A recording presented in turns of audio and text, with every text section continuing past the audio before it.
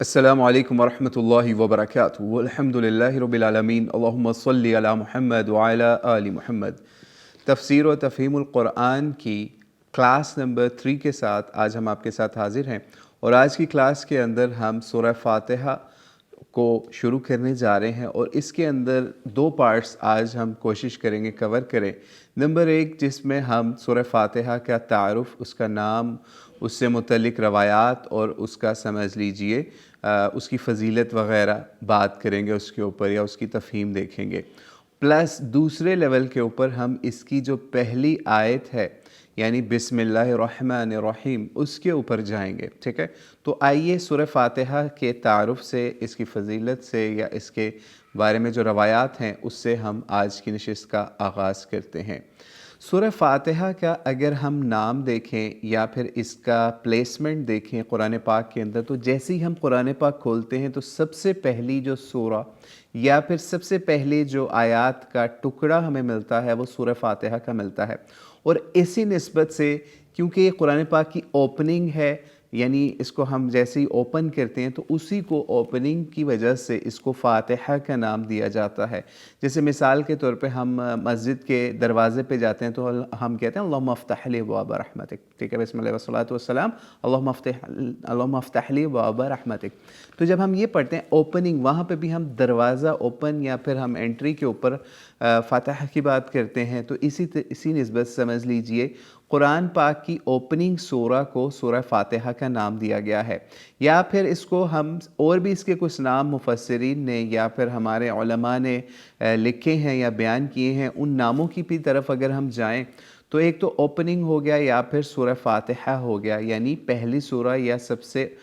جیسے ہی قرآن کھولتے ہیں تو سب سے پہلی سورہ سورہ فاتحہ، اوپننگ کے حساب سے اس نسبت سے اس کو فاتحہ کہتے ہیں۔ اور دوسرا اور ایک بہت معروف نام اس کا جو ہے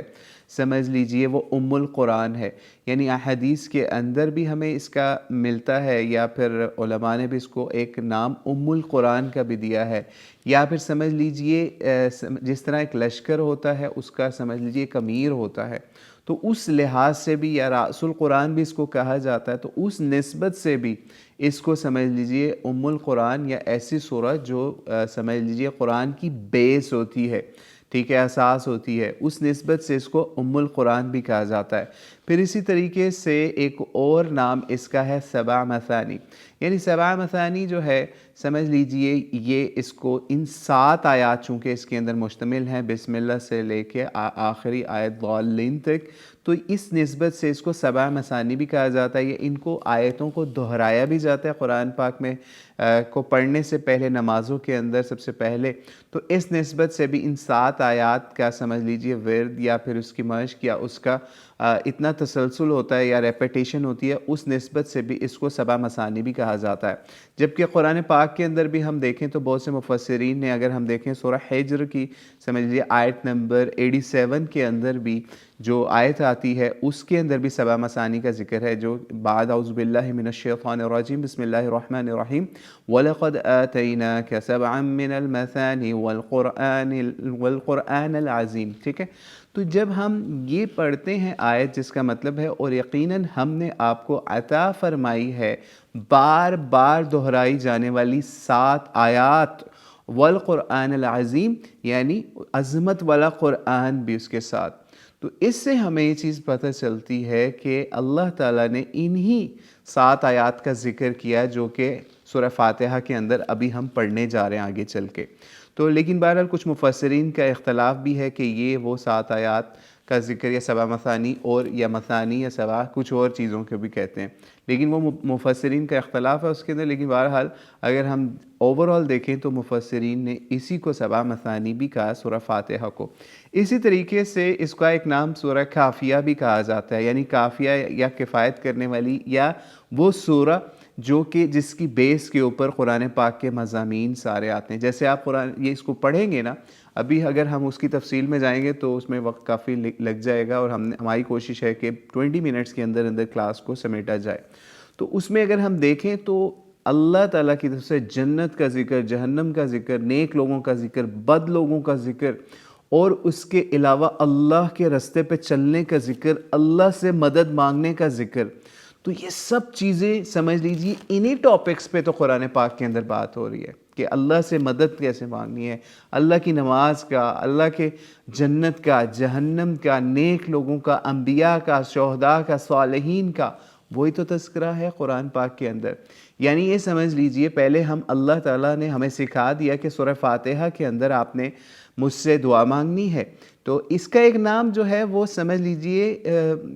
دعائیہ بھی ہے یا دعا بھی ہے، اس سورہ دعا بھی اس کو کہا جاتا ہے کہ آپ نے پہلے مجھ سے دعا مانگنی ہے، تو پھر میں آپ کو بتاؤں گا کہ کون لوگ ہیں جو صدیقین ہیں، صالحین ہیں یا شہداء ہیں یا انبیاء ہیں، پھر میں آپ کو بتاؤں گا انعمت علیہم کون ہے، ضالین کون ہے، پھر ان کا سارا ذکر، چاہے وہ فرعون سے لے کے جتنے بھی لوگ غلط قسم کے آئے انبیاء کے خلاف، ان سب کا ذکر قرآن پاک کے اندر۔ تو اسی نسبت سے اس قرآن پاک کی اس سورہ یا اوپننگ کا سورہ فاتحہ کا ایک نام کافیہ بھی ہے کہ سارے قرآن کی اساس یا مضامین کا سمجھ لیجیے خلاصہ اس کے اندر آ جاتا ہے۔ تو اسی طریقے سے ایک نام مناجات بھی ہے جو ہم پہلے بتا چکے کہ اللہ تعالیٰ سے مانگنے کا، دعا کرنے کا ایک سریقہ بھی اس اوپننگ کے اندر آپ کو بتایا جا رہا ہے کہ آپ مانگو، آپ مجھ سے پوچھو، اللہ سے پوچھو، یعنی اللہ آپ کو سمجھ لیجئے بیان کریں کہ آپ نے مجھ سے رستہ ہر چیز مانگنی ہے،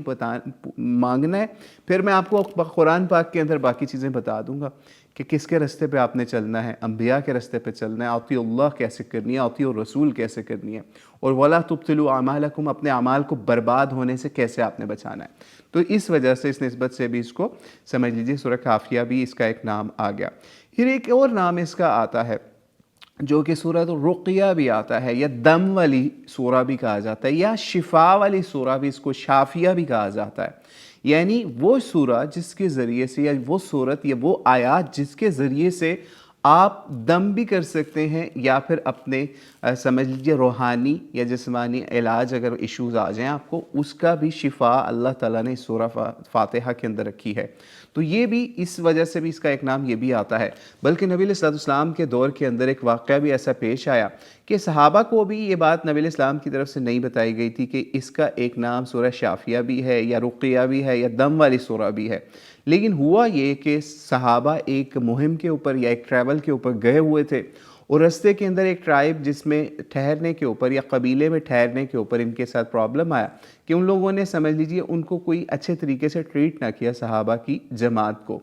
تو کٹ دا سٹوری شارٹ، تو وہاں پہ یہ معاملہ ہوا، اس کا ایک بڑا، اس قبیلے کا ایک بڑا جنہوں نے انٹرٹین نہیں کیا تھا یا نبی علیہ السلام کے صحابہ کو اچھے طریقے سے ٹریٹ نہیں کیا تھا، تو اچانک اس کو بچھو نے یا کسی زہریلی چیز نے یا سانپ یا اس طرح کی زہریلی چیز نے ڈنگ مار لیا، اور اس کی حالت غیر ہونے لگی۔ انہوں نے بہت اپنی کوشش کر لی کہ اس کو بچا لیں، لیکن وہ بچ نہیں پا رہا تھا۔ تو یہ جو باہر سے دور سے لوگ آئے ہوئے تھے، صحابہ آئے ہوئے تھے، انہوں نے یہی کہا کہ نیک لوگوں سے پتہ کرتے ہیں، ان سے پوچھا کہ آپ میں کوئی رقیہ کرنے والا، دم کرنے والا ہے ایسا بندہ جو ہمارا اس طرح بندہ ہے، اس کو اس طرح کسی چیز نے کاٹ لیا ہے تو اس کے لیے شفا کا کوئی باعث بن جائے؟ تو ایک جو صحابی تھے انہوں نے کہا جی میں یہ کر لوں گا۔ اچھا، دوسرے صحابہ کو بھی نہیں پتہ تھا انہوں نے کیسے یہ حامی بھر لیا ہے۔ خیر وہ ان کو لے کے گئے، انہوں نے دم کیا اس کے اوپر، وہ جو سردار تھا یا بڑا تھا اس قبیلے کا، اور اس کو اللہ تعالیٰ کی طرف سے شفا ہو گئی۔ جب اس کو شفا ہو گئی تو صحابہ کے پاس وہ واپس آئے، اس جماعت کے پاس، وہ بھی بڑے حیران، اور انہوں نے اتنا اچھا ٹریٹ کیا اس قبیلے والوں نے۔ بتایا جاتا ہے صحیح بخاری کے اندر 5007 روایت کے اندر بھی آتا ہے اس کا واقعہ، ٹھیک ہے، پھر اسی طریقے سے 5736 کے اوپر بھی آتا ہے۔ انہوں نے بہت سارا دودھ بھی اور 30 کے قریب بکریاں بھی اور مال بھی ان کو دے دیا ایز گفٹ کہ آپ لوگوں نے اتنا ہمارا سردار یا اپنا بڑا بچا لیا ہے۔ تو یہ ہو گیا۔ اب ان صحابہ کے اندر اختلاف پیدا ہو گیا کہ یار آپ نے کیا کیا ان کے ساتھ، کیا پڑھا اس کے اوپر جو اس کو شفا ہوگی؟ تو انہوں نے بتایا اس طرح میں نے سورہ فاتحہ پڑھی۔ نبی علیہ السلام کے پاس بھی آ گئے، اور وہ جو مال لیا ہوا تھا، صحابہ کا ایمان اس لیول کا تھا کہ ان کو یہ معاملہ ہوتا تھا کہ ہم کوئی حرام مال نہ لے لیں یا کوئی غلط قسم کا مال نہ لے لیں۔ ان کے اندر ڈسپیوٹ ہو گیا کہ یار یہ جو آپ نے مال لے لیا، یہ تو ہم نبی علیہ السلام سے پوچھے بغیر اس کو استعمال نہیں کر سکتے، 30 بکریاں اور کافی اور چیزیں۔ خیر نبی علیہ السلام کے پاس گئے، سارا معاملہ بیان کیا، نبی علیہ السلام نے ان سے پوچھا آپ نے کیا پڑھا تھا؟ انہوں نے بتا دیا صحابی نے کہ اس طریقے سے میں نے سورہ فاتحہ پڑھ کے تو دم کیا تھا۔ تو نبی علیہ السلام نے ان سے پوچھا کہ کیا تمہیں معلوم تھا کہ یہ اس سورہ کے ذریعے سے منتر یا پھر اس طرح علاج بھی کیا جا سکتا ہے یا رقیہ کیا جا سکتا ہے؟ تو انہوں نے کہا نہیں، لیکن بہرحال میں نے اس طرح پڑھ دی. تو نبی اسلام نے پھر سمجھ لیجئے اس صحابی کو اجازت بھی دی کہ وہ مال بالکل ٹھیک ہے، جائز ہے اس کو کھانا، بلکہ اس میں سے میرا بھی حصہ رکھو، ٹھیک ہے. او کما قال علیہ الصلوۃ والسلام، جو صحیح بخاری کے اندر ہم نے آپ کو بتا دیا. 5007 نمبر پہ بھی روایت آتی، 5736 کے اوپر بھی، اور دیگر کتابوں میں بھی صحیح سمجھ لیے صحیح سند کے ساتھ یہ روایت آ جاتی ہے. تو اس سے ہمیں یہ پتہ چل گیا کہ یہ اس سورہ کا ایک نام سورہ شافیہ یا سورہ رقیہ یا دعائیہ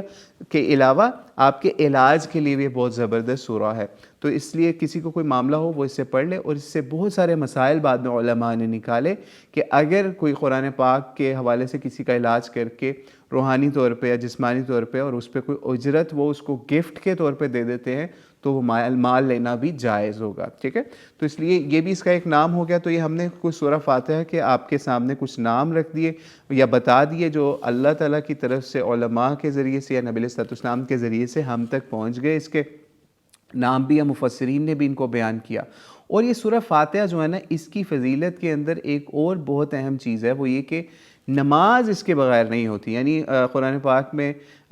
جتنی بھی صورتیں ہیں آپ ان کو نہ پڑھیں آپ کی نماز ہو جائے گی، لیکن سورہ فاتحہ ایک واحد سورہ ہے جس کے بارے میں بہت ساری روایات ہیں. جیسے صحیح بخاری کے اندر بھی ہمیں واضح روایات مل جاتی ہیں، صحیح بخاری 756 اور دیگر روایتیں بھی مل جاتی ہیں جس میں اندر باقاعدہ آتا ہے کہ جس شخص نے بھی سورہ فاتحہ نہ پڑھی تو اس کی نماز نہیں ہوگی، ٹھیک ہے. تو اس لیے سورہ فاتحہ پڑھنا جو ہے وہ لازم و ملزوم ہے ہر نماز میں. اس کی فضیلت کے لیے یہی بات بہت کافی ہے، ٹھیک ہے. تو یہ بھی آپ ضرور اپنی نمازوں کے اندر اچھے طریقے سے سورہ فاتحہ کو پڑھنے کا اہتمام بھی کریں. اور بھی بہت ساری روایتیں ہیں جس کے اندر یہ بات بھی ملتی ہے کہ جب جو ہے سورہ فاتحہ بندہ پڑھتا ہے نماز کے اندر تو اللہ تعالیٰ بھی اس کے اوپر اس کو مزید جوابات بھی دیتے ہیں. وہ روایت بھی ملی تو آپ کو انشاءاللہ لگا دیں گے، لیکن اگر اس کو ہم نے بیان کیا تو وہی اس روایت کو بیان کرتے ہی 10 منٹ مزید لگ جائیں گے. تو بہرحال اس سے پتہ چلتا ہے سورہ فاتحہ کی کتنی فضیلت ہے. اور اب ہم آج کے دوسرے پارٹ پہ چلتے ہیں، یعنی سورہ فاتحہ کی جو ابتدا ہے بسم اللہ الرحمن الرحیم.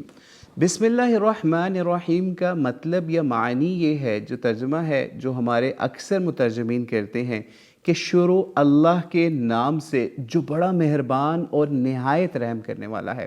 یہ ایک سمجھ لیجئے روایتی ترجمہ ہے، لیکن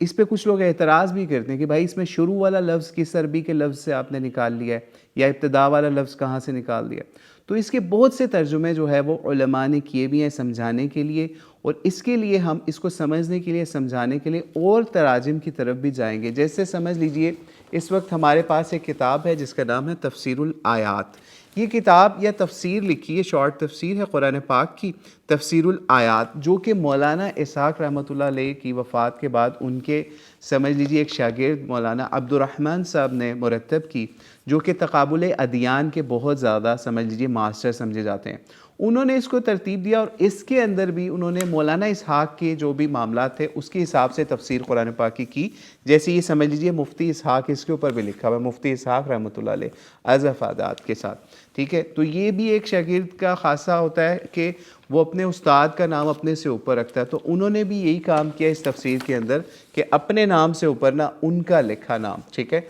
تو تاکہ ان کی جو ہے ویڈیوز یا ان کے جو معاملات تھے یا ان سے جو انہوں نے سیکھا تفسیر کے حوالے سے، قرآن کے حوالے سے یا تقابل ادیان کے حوالے سے، وہ انہوں نے اس کے اندر لکھا. تو انہوں نے جو تسمیہ ہے یا بسم اللہ ہے اس کا بہت اچھے طریقے سے ترجمہ بھی کیا. انہوں نے کہا اللہ کے نام کے سہارے جو بے حد مہربان ہمیشہ رحم کرنے والا ہے. اب یہاں پہ یہ سمجھ لیجئے یہ جو لفظ ہے نا رحمان اور رحیم، اس کے اوپر علماء کے اندر بحث و مباحثے بھی ہوتے ہیں کہ بھائی رحمان اور رحیم کا کیا ایک ہی معنی ہے، دونوں کا مطلب رحم کرنے والا ہی ہے یا بہت زیادہ رحم کرنے والا ہی ہے. تو اس مطلب کو بھی ہم تھوڑا سا سمجھیں گے جس سے ہمیں کچھ فائدہ ہو جائے. اگر ہم بسم اللہ الرحمن الرحیم الرحمن الرحیم کو دیکھیں تو یہ دونوں سمجھ لیجیے رحمت سے ہی دونوں الفاظ نکلے ہیں، یعنی اللہ کی رحمت، ٹھیک ہے. جو رحمان ہے اس کا معنی یہ ہے کہ رحمت کا اندازہ نہیں اور بہت زیادہ رحمت کرنے والا، ٹھیک ہے. اور جو رحیم ہے اس کا معنی ہے ہمیشہ رحمت کرنے والا، یا دائمگی جس کی رحمت میں ہو یا ہمیشگی ہو، ٹھیک ہے. تو یہ بھی سمجھ لیجئے اس کا مطلب علماء کچھ لوگ ایک ہی لیتے ہیں، کچھ ڈیفرنٹ لیتے ہیں. انشاءاللہ جب ہم جائیں گے نا الحمدللہ رب العالمین الرحمن الرحیم کے اوپر، ٹھیک ہے، تیسری آیت کے اوپر، تو وہاں پہ بھی ہم اس کے اوپر مزید روشنی ڈالنے کی یا اس سے سمجھنے کی کوشش کریں گے کہ اس کے اوپر مزید علماء کی بحثیں وغیرہ کیا ہیں. تو لیکن بہرحال شارٹلی آپ یہ چیز سمجھ لیجئے، الرحمن کا مطلب ہے رحمت کا اندازہ نہیں اور بہت رحمت کرنے والا، اور الرحیم کا مطلب ہے ہمیشہ رحمت کرنے والا، یا پھر دائمگی جس کے اندر، جس کی رحمت کے اندر ہمیشگی ہو. ٹھیک ہے، تو اس حوالے سے ہم نے سوچا آپ کو یہ بھی بیان کر دیں. اور اگر ہم اس کتاب کے حوالے سے دیکھیں تو انہوں نے بسم اللہ کے حوالے سے بہت زبردست تفسیر کی اس کی، بسم اللہ کی. یعنی آپ یہ دیکھ لیجئے انہوں نے یہ بھی بتایا کہ پہلی امتوں کے اندر بھی بسم اللہ کا نظام رائج تھا، بسم اللہ پڑھنا جو ہے یہ رائج تھا. اس میں انہوں نے 2 مثالیں اس پہ بیان کی. یعنی 2 مثالیں کون کون سی بیان کی؟ سورہ ہود کے اندر جو اب حضرت نوح علیہ السلام کو کشتی میں سوار ہونے کا حکم دیا گیا تو وہاں والی مثال بھی دی، بسم اللہ مجرہا و مرساہا، یعنی اللہ تعالیٰ نے حضرت نوح علیہ السلام کو بھی بسم اللہ جو ہے پڑھ کے کشتی میں سوار ہونے کا کہا. ٹھیک ہے، اور اسی طریقے سے یعنی اللہ کی استعانت سے، اللہ کی مدد سے اس کشتی میں وہ سوار ہو، اللہ کا نام لے کے سوار ہو کشتی کے اندر. اسی طریقے سے دوسری طرف اگر جائیں، ایک اور انہوں نے آیت کے ذریعے سے اس مسئلے کو سالو کیا یا بتایا کہ حضرت سلیمان علیہ السلام جو ہیں ان کو بھی اللہ تعالیٰ نے بسم اللہ سکھائی ہوئی تھی، اور وہ بھی پچھلی امتوں کے اندر وہاں پہ بھی بسم اللہ پڑھا کرتے تھے. اور ایون اس کا انہوں نے ریفرنس بھی دیا سورہ نمل کی آیت نمبر 30 کے اندر، جس کے اندر آتا ہے انہ من سلیمان و انہ بسم اللہ الرحمن الرحیم. یعنی حضرت نوح علیہ السلام کے علاوہ حضرت سلیمان علیہ السلام جب خط لکھا کرتے تھے تو اس خط کے اندر بھی ٹاپ کے اوپر انہوں نے بسم اللہ الرحمن الرحیم لکھی. اور یہ صرف یہاں تک نہیں رہا، یہ ہم پچھلے انبیاء کا طریق خالی نہیں تھا یا اللہ کی طرف سے ان کو بتایا نہیں گیا، بلکہ نبی علیہ السلام کو بھی جس وقت سمجھ لیجئے حدیبیہ کا معاملہ یا دیگر خطوط لکھنے کا معاملہ بھی آیا، یا حدیبیہ کا سمجھ لیجئے جو تھا نا معاہدہ، اس کے اندر بھی جب نبی علیہ السلام نے یہ فرمایا نا کہ آپ حضرت علی کو کہا، جو مولا علی علیہ السلام جو ہے نبی علیہ السلام کے سمجھ لیجئے داماد، ان کو جب نبی علیہ السلام نے بسم اللہ لکھنے کے لیے کہا، اس وقت سہیل بن عمر جو کہ قریش مکہ کا سردار تھا، اس نے بھی اس کے اوپر اعتراض کیا کیونکہ وہ لوگ اس کو نہیں جانتے تھے. ٹھیک ہے، تو خیر نبی علیہ السلام نے پھر حضرت علی کو اس کا بھی لکھوانے کا کہا، اور وہ خیر تفصیل بھی اس کے اندر آتی ہے. لیکن بہرحال سمجھ لیجئے صحیح مسلم کے اندر اس کا بھی ذکر آتا ہے 4632 نمبر کے اوپر بھی، کہ جب انہوں نے بسم اللہ لکھنے سے منع کیا نا تو پھر یہ بھی کہا کہ لکھو بسمک اللہم. ٹھیک ہے، لیکن وہ سمجھ لیجئے پھر اس کے اوپر بھی کچھ اعتراضات یا کچھ معاملات ہوئے، وہ انشاءاللہ آپ کے سامنے روایت بھی کوشش کریں گے لگا دیں. تو بہرحال اس سے ہمیں پتہ چلتا ہے بسم اللہ کی امپورٹنس کتنی ہے. اور بسم اللہ کے حوالے سے جو یہ مفسر ہے عبد الرحمن صاحب مولانا، انہوں نے مولانا اسحاق کے شاگرد، انہوں نے مولانا اسحاق کے سمجھ لیجئے خطبات کے ذریعے سے جو مزید نچوڑ نکالا اس حوالے سے، وہ یہ بھی انہوں نے نچوڑ نکالا کہ جو بسم اللہ میں با ہے یہ بائے استعانت ہے، یعنی خدا تعالیٰ سے مدد طلب کی جاتی ہے. یہ آیت دعا ہے. اس کا مضمون آگے وہ بتایا حضرت سلیمان نوح کے بارے میں بھی بتایا، وہ جو ہم نے آپ کو بتا دیا. یعنی اس سے انہوں نے یہ چیز اخذ کی کہ اللہ تعالیٰ نے قرآن پاک کے آغاز کے اندر یہ آپ کو دعا سکھائی ہے. جس طرح باقی سورہ فاتحہ دعا ہے تو اس کی پہلی آیت جو ہے بسم اللہ الرحمن الرحیم، یہ بھی آیت دعا ہی ہے کہ آپ اللہ تعالیٰ سے مدد مانگ رہے ہیں، استعانت کے اوپر جا رہے ہیں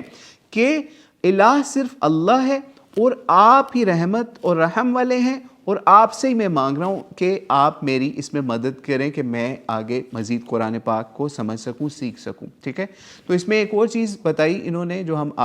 بتا کے آپ کو آج کی بات کو ختم کرتے ہیں بسم اللہ الرحمن الرحیم کے حوالے سے، کہ کام میں پڑھنے کے حوالے سے، یعنی کام شروع کرنے کے حوالے سے اس کی حکمت پتہ ہے کیا ہے؟ وہ یہ ہے کہ پڑھنے والا ابتدا میں ہی 2 گمراہیوں سے نجات پا جاتا ہے. ایک تو دہریت یا ایتھزم جو ہے، کہ دہریہ جو ہے نا وہ یہ سمجھتا ہے کہ دنیا کا بنانے والا کوئی نہیں ہے، یہ خود بخود بنی ہے، خود بخود چل رہی ہے. ایسا آدمی اپنے زور اور طاقت پر بھروسہ رکھتا ہے. بسم اللہ یہ بتاتی ہے کہ اس دنیا کا بنانے والا اور چلانے والا کوئی ہے جس کے اذن کے بغیر پتہ بھی نہیں ہل سکتا. اگر اللہ نہ چاہے تو ساری دنیا بھی زور لگا لے، کچھ نہ ہوگا. دوسری گمراہی سے جو بچت ہوتی ہے بسم اللہ پڑھ کے وہ یہ ہے، پہلی تو ایتھزم سے آپ نکل آئے، دوسری کہ گمراہی شرک ہے، جو اللہ کے علاوہ بہت زیادہ شریک لوگوں نے بنائے ہوئے ہیں، وہ بھی مدد کریں تو کام پھر بھی نہیں بن سکتا جب تک اللہ نہ چاہے. تو اس لیے بسم اللہ پڑھنے والا ان دونوں گمراہیوں سے بچ جاتا ہے کہ نہ تو اس کو اپنی طاقت پہ ناز رہتا ہے کہ نہ کسی اور کی مدد پہ آس رہتا ہے، اور اس طرح وہ خدا یا اللہ کے نام سے بابرکت ہو جاتا ہے، اس کا کلام بھی، اس کی ہر چیز بھی۔ تو یہ بہت امپورٹنٹ کلام ہے بسم اللہ، آپ اپنی لائف کے اندر اس کو امپلیمنٹ کریں۔ کھانے سے پہلے بسم اللہ پڑھیں، بلکہ ایک واقعہ ہے جس کے اندر نبی علیہ السلام نے ایک صحابی تھے تو یا صحابہ کے ساتھ کھانا کھا رہے تھے، تو انہوں نے بسم اللہ نہیں پڑھی تھی، کھانے میں شریک ہو گئے۔ تو ہوا یہ کہ بسم اللہ ان کو اچانک آخری لقمے کے قریب یاد آئی، تو انہوں نے پڑھ لیا بسم اللہ اولہ و آخرہ، ٹھیک ہے، یعنی انہوں نے پڑھ لیا بسم اللہ اولہ و آخرہ، یہ انہوں نے پڑھ لیا۔ تو نبی علیہ السلام اس کے اوپر بہت زیادہ مسکرائے، اور پتہ چلا کہ جب نبی علیہ السلام سے پوچھا گیا، نبی علیہ السلام نے بتایا کہ اس نے جب بسم اللہ پڑھی نا، ٹھیک ہے، تو اس کے اوپر شیطان جو ہے نا، اس نے قے بھی کی یا پھر اس کا ایسا معاملہ ہوا، وہ اس کے کھانے میں شریک تھا تو وہ نکل گئے یہاں سے۔ تو اس لیے آپ بھی اپنی ہر چیز میں بسم اللہ پڑھیں، لازمی پڑھیں، ہر کام سے پہلے اللہ کی مدد چاہیں، اور وہ بسم اللہ الرحمن الرحیم کے مطلب کو سمجھ کے تفہیم سے، تفسیر سے آپ انشاءاللہ آج سمجھ گئے ہوں گے۔ یہاں تک کہ یہ تو ابھی بات ہوئی نا صرف اس چیز کی کہ کھانے سے پہلے یا اور کاموں سے پہلے یا خطوط کے اوپر بسم اللہ اور اس طرح کی چیزیں، حتیٰ کہ نبی علیہ السلام جس وقت مردے کو قبر میں تدفین کروایا کرتے تھے، وہاں پہ بھی اس پہ قبر پہ مٹی ڈالنے کے اوپر بھی یہ دعا ملتی ہے، بسم اللہ و سنت رسول اللہ، کہیں پہ بسم اللہ و علی ملت رسول اللہ، ٹھیک ہے۔ تو یہ بھی سمجھ لیجئے، ابو داؤد کے اندر 3213 کے اوپر روایت آتی ہے کہ میت کو اتارتے ہوئے یا اس میں مٹی ڈالتے ہوئے یہ معاملہ جو ہے وہ ہمیں کرنا چاہیے کہ ہمیں اس وقت بھی بسم اللہ پڑھنی چاہیے، یا اس کے ساتھ بسم اللہ وعلی سنت رسول اللہ پڑھنا چاہیے۔ تو اس لیے کوشش کریں اپنے ہر کام کی ابتدا بسم اللہ سے کریں، اور اس سے ہمیں یہ بھی پتہ چل گیا سورہ فاتحہ کی پہلی آیت ہے یا اس کا آغاز ہے، تو ہم اللہ کے نام سے شروع کرتے ہیں، یا پھر اللہ کی استعانت سے، اللہ کی مدد سے قرآن پاک کا آغاز کرتے ہیں، جو کہ اللہ بہت رحمان اور رحیم ہے۔ اللہ تعالیٰ سے دعا ہے اللہ تعالیٰ ہمیں ہر کام سے پہلے اس کی مدد، اس کا سمجھ لیجئے تعلق جو ہے وہ ڈیمانڈ کرنے کی توفیق عطا فرمائے۔ اس کے لیے ہم بسم اللہ ہر کام سے پہلے، ہر نیک کام کرنے سے پہلے ضرور پڑھیں، لیکن غلط کام کرنے سے پہلے کبھی بسم اللہ نہ پڑھیے گا، نہیں تو اس کے اوپر علماء کے بڑے سخت فتوے ہیں۔ تو اللہ تعالیٰ سے دعا ہے اللہ تعالیٰ ہمارے ایمان کی حفاظت کرے اور ہمارے علم میں اضافہ کرے، اور ہمیں قرآن پاک کے اس معاملے کو اچھے طریقے سے مکمل کرنے والا بنائے۔ واللہ اعلم بالصواب۔ السلام علیکم ورحمۃ اللہ وبرکاتہ۔